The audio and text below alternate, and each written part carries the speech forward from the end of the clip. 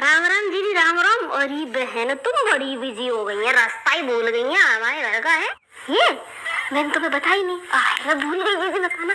वो देवर का ब्याह है तो देवरा नहीं ले गहने बन रहे। हाँ तो चुप बनवा लिए, मुझे बताया ही नहीं क्या क्या बनवा रहे। फिर एक दिन मैंने सुन लिया, कमरे में बात कर रहे बेटा बेटा सबके सब। मैंने सुन लिया, मैंने कहीं जाके सीधे मम्मी जी मुझे एक हार दिया तुमने, एक कान के झुमकी और मंगलसूत्र और चूड़ी, और उसकी देवरानी के बन रहे अंगूठी हार बिछिया पायल पायल पता नहीं कितने किलो के बन रहे हैं जी। फिर सोने की कमरबंद, अरे या तो चांदी की दी मुझे तो। फिर मैंने कहा मम्मी ऐसा तो नहीं चलेगा। बोली सास बोली मेरी उस जमाने में बेटा तंगी हमारे। तो मैंने कहा अब कहाँ गई तंगी। तो फिर मेरी सास बोली कि बता फिर तुझे क्या चाहिए। मैंने कहा क्या चाहिए, बराबर करो बराबर। हाँ छोटी बड़ी हक बराबर। आज तुम उसको इतना देंगी, मेरी तो खोपड़ी चढ़ के मुंह पेगी वो। उसको तो लगे जेठानी की तो कोई वैल्यू नहीं है। तो भैया मेरा आज है खत्म नौकर उसका, ऊपर से गहने पे गहने बन रहे हैं। तो मेरे तो ज्योति ने, मैंने कहा चाहिए भैया चाहिए बराबर।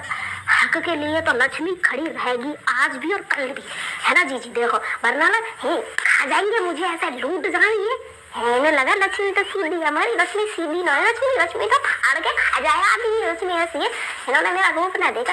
अभी तो रुको, अभी तो और भी देखो ब्याह के फंक्शन होंगे, बाकी चीजें बराबर करवाओगे जी बराबर। हाँ देखो जी मेरा ब्याह गर्मियों में हुआ तो ये कपड़ों के ये सर्दियों वाले ये पैसे बच गए।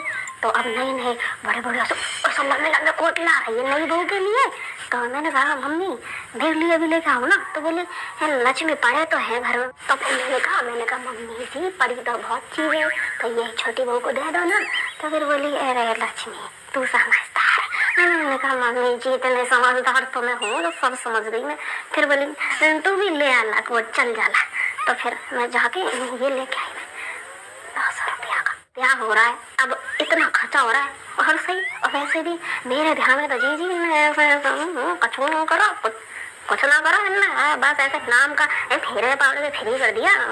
जी तुम्हें याद है जब मैं इस घर में ब्याह करके आई, इस घर का क्या हाल था। हे सुअर भी नहीं रहे ऐसा था है। और अब देखो बड़े डेकोरेशन चल रहे, वॉलपेपर वाले बुला के दीवारों पे पेंट नहीं करा रहे, वो वॉलपेपर चिपका है। और वो भी पूछ के देवरानी से। सास खुद फोन करा देवरानी का, बेटा तेरे रूम में ना वो हम कलर करवा रहे हैं। तो वो बोली मम्मी जी कलर नहीं, अब तो वॉलपेपर का जमाना है।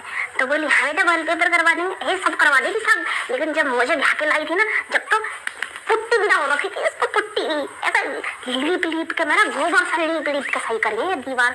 मेरी जिंदगी लिपाई में निकल गई। रहा देख लो महारानी वॉलपेपर में आएगी। और दिखाऊं जी इधर आइए देखो इस किचन में तो मैं कहीं कोई दिक्कत लग रही है? मम्मी जी है छोटी बहू बोल रही है क्या मम्मी मॉडिफाई करवा दो किचन में, वो रैक रूक और वो सब तो काम चल रहा है इसमें है?